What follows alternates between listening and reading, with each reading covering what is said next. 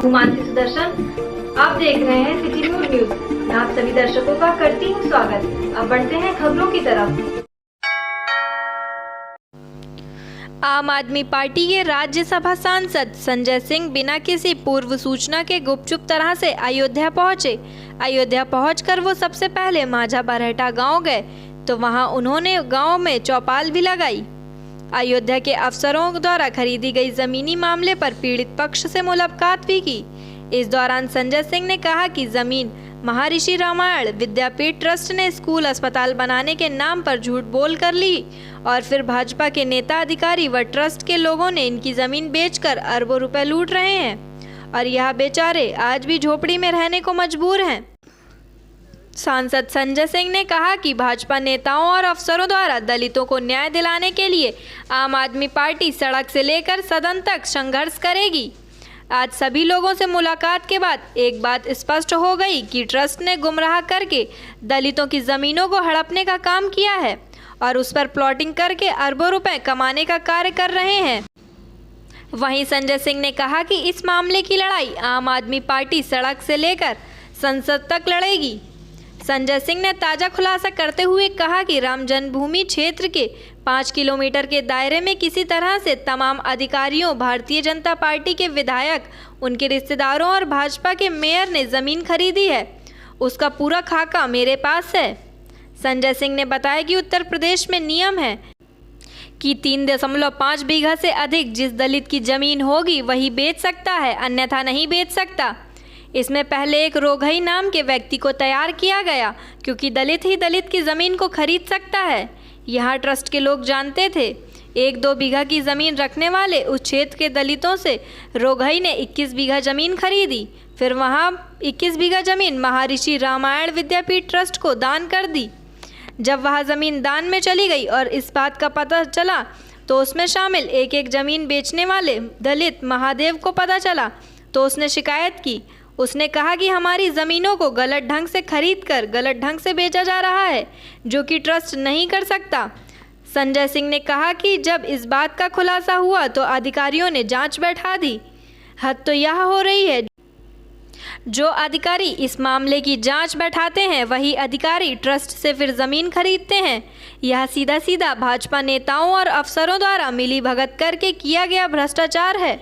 यह मामला बताते हैं कि राम जन्मभूमि क्षेत्र में योगी राज में ज़मीनी की जालसाजी चल रही है। इसमें कोई मामूली लोग शामिल नहीं हैं। पहली बात तो ये कि प्रभु श्री राम की नगरी अयोध्या में माझा बरहटा में आज मैं ये देखने के लिए आया था कि किन किन लोगों की जमीनें हड़प कर करोड़ों रुपए में बेची गई है। ये है वो गरीब लोग। इनका चेहरा देखिए, इनका चेहरा देखिए, ये महादेव, इनको देखिए। इन लोगों की जमीन औने पौने दामों में 10,000 5,000 रुपए में खरीद कर और 10 रुपए के स्टाम्प पे ट्रस्ट वाले पहले दान लेते हैं। और महादेव ने शिकायत किया कि भाई ट्रस्ट वो जमीन बेच रहा है, जबकि ट्रस्ट को जमीन बेचने का अधिकार नहीं है। अधिकारियों की मिलीभगत से बीजेपी के नेता, ट्रस्ट के लोग, तमाम अधिकारी, SDM, DM, commissioner, ADM, CRO, 2-2 विधायक, इनके मेयर, सब अगर जमीनें खरीद रहे हैं तो ये गलत नहीं है। ये जमीन की जालसाजी नहीं है, ये भ्रष्टाचार नहीं है तो क्या है? और आदित्यनाथ जी कह रहे हैं कि गरीब की जमीन को जो हड़पेगा हम उसके घर पे बुलडोजर चलवाएंगे। इन लोगों की जमीन भाजपा के विधायकों ने, मेयर ने, बीजेपी के नेताओं ने और अधिकारियों ने हड़पा है। इसके प्रमाण है। गांव में मैं आया हूं, सारे कागजात हैं, यहां देख लीजिए आप।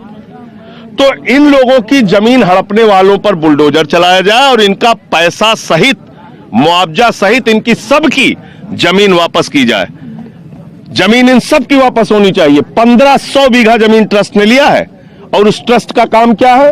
रामचरितमानस का प्रचार प्रसार करना। इन लोगों से कहा गया हम स्कूल अस्पताल बनाएंगे, गांव के भोले भाले लोगों से। और जब सुप्रीम कोर्ट का फैसला आ गया उसके बाद जमीन बेच रहे हैं प्लाटिंग करके। तो इसलिए ये कोई सामान्य मामला नहीं है, ये अरबों रुपए के बड़े घोटाले का मामला है, जमीन की जालसाजी का मामला है। रास्ता बेच दिया, ग्राम सभा की जमीनें बेच दी, प्रभु श्री राम के मंदिर की जमीनों का इसमें जिक्र, तमाम चीजें, परिक्रमा क्षेत्र का का इलाका जो है खरीद लिया ट्रस्ट ने, तो इसकी जांच नहीं होनी चाहिए। शामिल है क्या? इसमें बीजेपी के 2 विधायकों का नाम आया, इसमें एसडीएम का, कमिश्नर का, डीएम का, एडीएम का, सीआरओ का, तमाम अधिकारियों का नाम आया, और अभी भी बेशर्मी के साथ वो लोग अपने पद पर बने हैं।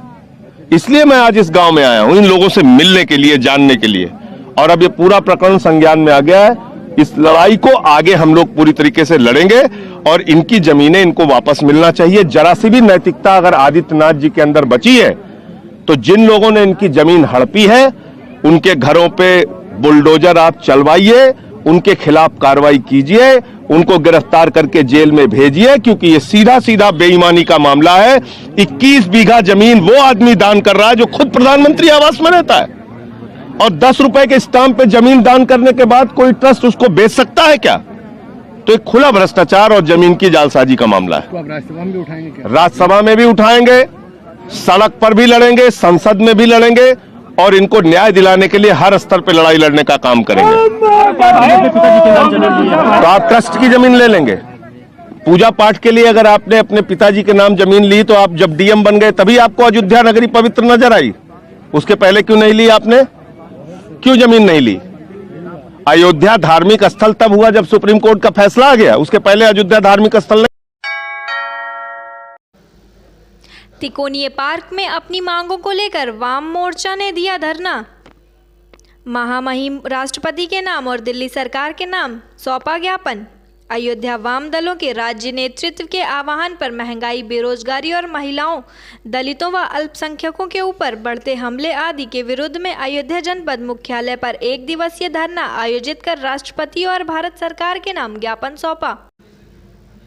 उन्होंने मांग पत्र में कमर तोड़ महंगाई, पेट्रोल, डीजल, रसोई गैस के जीएसटी के दायरे में लाकर दाम बढ़ाए जाएं और राज्य सरकार का वैट हटाया जाए। गरीबों को मुफ्त मिलने वाला अनाज मार्च तक ही क्यों, इसको स्थायी किया जाए और 1 यूनिट पर 10 किलो अनाज कम से कम दिया जाए। अपनी तमाम 12 मांगों के साथ आज धरना दिया गया और ज्ञापन सौंपा गया। इस मौके पर महामंत्री शैलेश प्रताप सिंह, अतीक अहमद, जिला प्रभारी अशोक कुमार तिवारी, सदस्य राज्य काउंसिलिंग माकपा मुख्य रूप से मौजूद रहे। आज ये धरना हम लोगों की ये महंगाई, बेरोजगारी के खिलाफ है। जो डीजल, तेल, पेट्रोल, खाद्यान्न, रसद, मतलब जो भी विभाग मतलब है हर चीज़ की पूरी महंगाई को लेकर आज हम लोग ये धरना यहाँ पे कर रहे हैं। और सबसे बड़ी बात तो जो आज युवा हमारे बेरोजगार साथी हैं, हमारे बच्चे हैं, हमारे भाई हैं, या हमारे देश के तमाम युवा रोजगार हैं, लगभग 35 लाख इस समय हमारे यूपी में ये जो है जगह खाली है। लेकिन इनको किसी भी चीज़ से, चाहे वो शिक्षा विभाग का हो या फिर ग्रुप डी का पेपर जो बच्चे हमारे 16 में डाले थे, आज तक वो पेपर नहीं हुआ, और पेपर होता भी है तो ये लोग कोई ना कोई बहाना करके कि पेपर लीक हो गया, ये हुआ। तो इस समय सबसे बड़ी बदहाली है हमारी महंगाई की, हमारी युवा रोजगार की।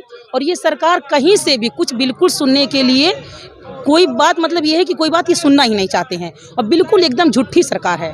हमारी आशाएं, आंगनबाड़ी, रसोइयाँ जो ये कहे थे कि केंद्र में हम आएंगे तो राज्य कर्मचारी का दर्जा देंगे या इनका वेतन बढ़ाएंगे। अभी अखबारों में ये हुआ था कि 1500 रुपया इनका वेतन बढ़ाया गया, लेकिन 500, मतलब कोई भी, वो सिर्फ अखबारों में है, ऊपर ऊपर है। ज़मीनी स्तर पर किसी भी प्रकार का 1 रुपया भी वेतन जो है वो लागू नहीं हुआ। तो इससे आम जनता, हम सब बहुत परेशान है और इसको लेकर के हमारी लड़ाई है। अगर हमारी मांगे नहीं मानी गई तो हमारी लड़ाई और तेज़ रहेगी, संघर्ष और तेज करेंगे। इसके आगे 2022 का चुनाव है, 2022 का चुनाव है। अगर हमारी मांगे नहीं पूरी हुई तो इनको बिल्कुल घर घर जा करके हम लोग बिल्कुल इनको उखाड़ने का काम करेंगे।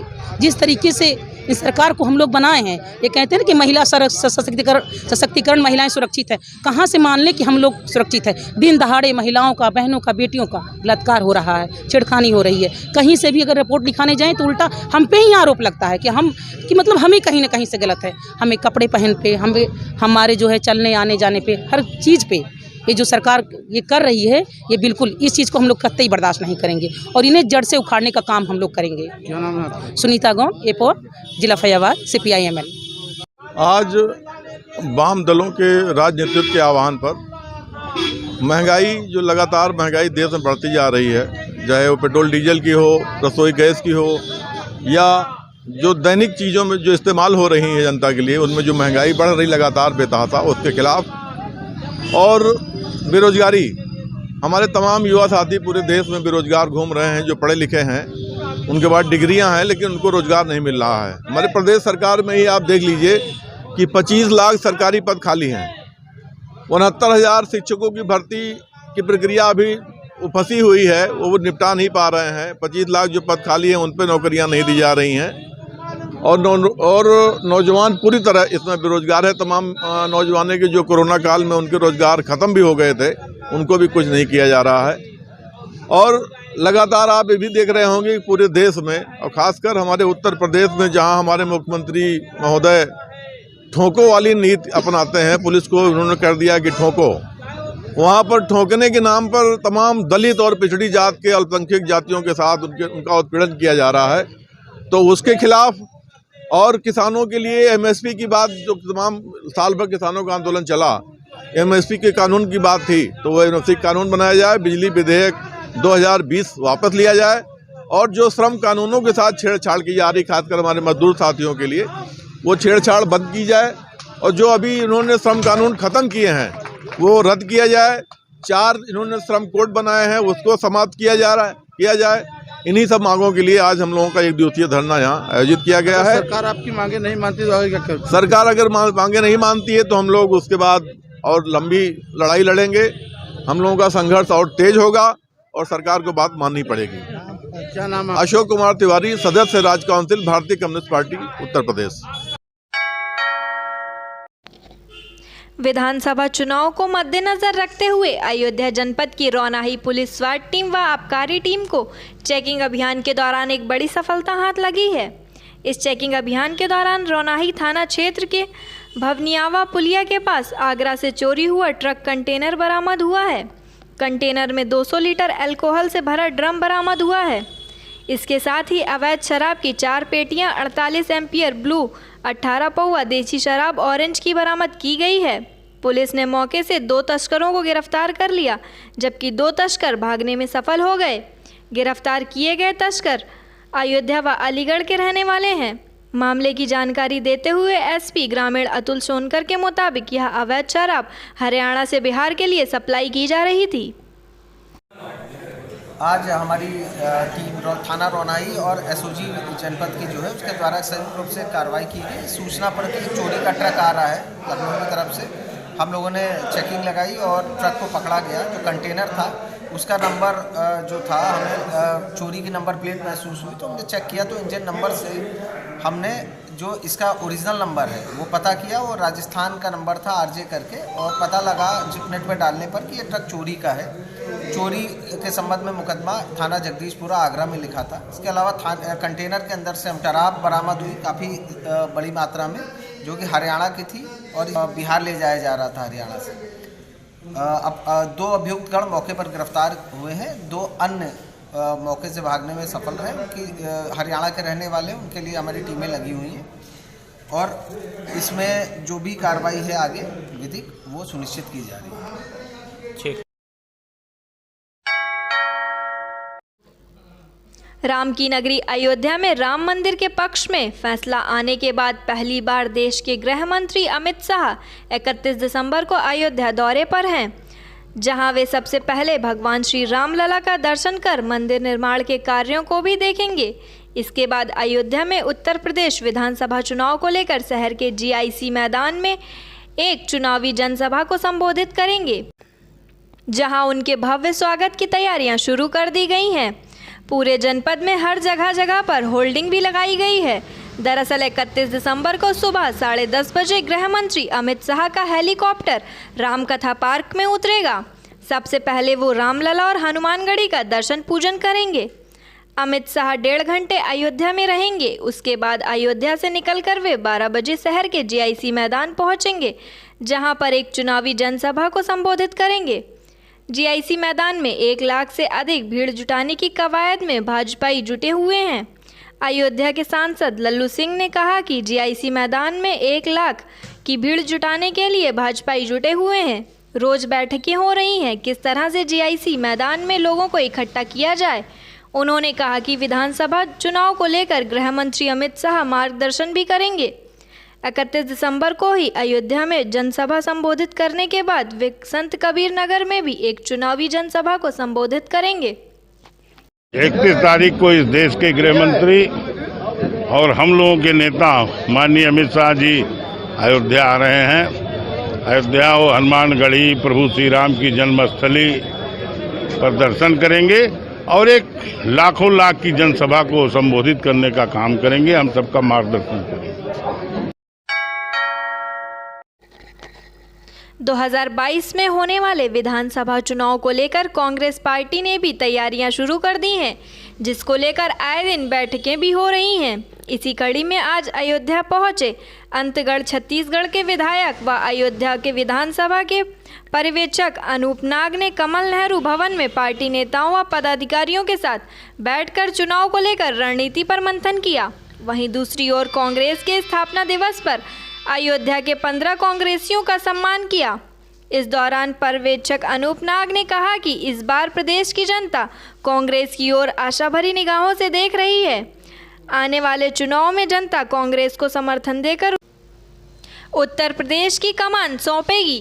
उन्होंने कहा कि यदि लोगों को बेरोजगारी व भ्रष्टाचार से बचाना है तो इस भाजपा सरकार को प्रदेश की सत्ता से उखाड़ फेंकना होगा।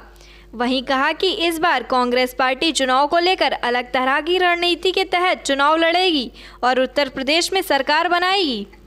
सबसे पहले मैं आप सभी मीडिया के साथियों को बहुत बहुत धन्यवाद देना चाहता हूं और आपके सवाल के जवाब देने के पहले ये भी बताना चाहता हूं कि मैं बहुत दूर से आया हूं, छत्तीसगढ़ से आया हूं और आपको भी समझना होगा और हमको भी समझना होगा कि ये 30-32 साल की जो यहाँ यूपी में जो सरकार चल रही है उसमें हमें परिवर्तन करना है और इसीलिए हम एक संदेश लेके आए हैं उत्तर प्रदेश में।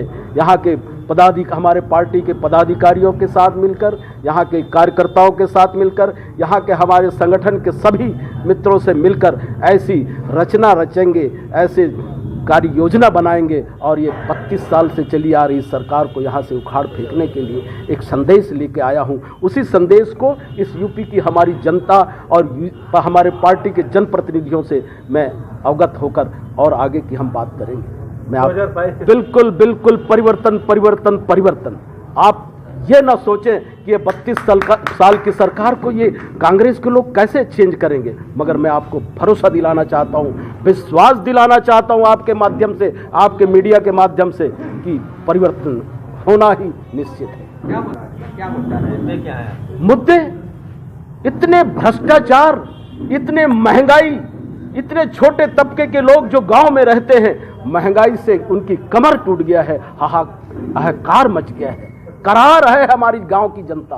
उन्हें निजात दिलाना ही होगा और उसके लिए हमें बीजेपी की सरकार को यहां से उखाड़ फेंकना होगा। यही हमारा आज का मेन उद्देश्य है। और आज मैं आपको और बताना चाहता हूं, आज ये मेरे लिए बड़े सौभाग्य की बात है। स्थापना दिवस में मुझे यहाँ के लोगों से रूबरू होकर हम स्थापना दिवस मनाने जा रहे हैं और हमारी कांग्रेस पार्टी की स्थापना में कांग्रेस पार्टी के लिए हमारे जो बड़े बुजुर्ग नेता क्या नहीं किए हैं इस देश की रक्षा के लिए, भारत देश की रक्षा के लिए, हम उनको आज याद भी कर रहे हैं। अब एक हम भी आते रहेंगे और आपसे संपर्क करते रहेंगे। मैं अंतागढ़ विधानसभा क्षेत्र का विधायक अनूप नाग। 31 दिसंबर को अयोध्या धाम में भी इलेक्ट्रिक इंजन की ट्रेन दौड़ने जा रही है, जो रामनगरी से वाराणसी सुल्तानपुर गोरखपुर रूट पर इलेक्ट्रिक इंजन की ट्रेन दौड़ने की प्रक्रिया पूरी कर ली गई है। इसके लिए विद्युतीकरण का कार्य भी पूरा कर लिया गया है। Commissioner of road safety CRS की टीम आज 28 दिसंबर को इस रूट का ट्रायल करने के बाद मंजूरी देगी। अयोध्या से बाराबंकी रूट मार्च तक विद्युतीकरण कार्य पूर्ण होने की संभावना है। इसके बाद इस रूट पर इलेक्ट्रिक इंजन की ट्रेन चलेगी। वर्ष 2018 में ही अयोध्या रेलवे स्टेशन के सौंदर्यीकरण के साथ बाराबंकी अयोध्या अकबरपुर रेल रूट का दोहरीकरण व विद्युतीकरण का कार्य प्रारंभ किया गया था। अगस्त 2019 में ही अयोध्या मनकापुर रूट का विद्युतीकरण का ट्रायल भी किया जा चुका है। अब अयोध्या व अयोध्या कैंट से सुल्तानपुर अकबरपुर रूट पर भी विद्युतीकरण कार्य पूर्ण हो चुका है। सुल्तानपुर से अयोध्या कैंट व अयोध्या रूट पर 28 व 29 दिसंबर को इलेक्ट्रिक इंजन ट्रेन का ट्रायल किया जाएगा। हुए बनारस तक का इलेक्ट्रिक ट्रेन की तैयारी पूरी हो चुकी है, उसका इंस्पेक्शन भी कल हो गया है फाइनल, और प्रयाग से अयोध्या कैंट तक 110 किलोमीटर की स्पीड पर ट्रेन चला करके उसका जो है इंस्पेक्शन किया गया।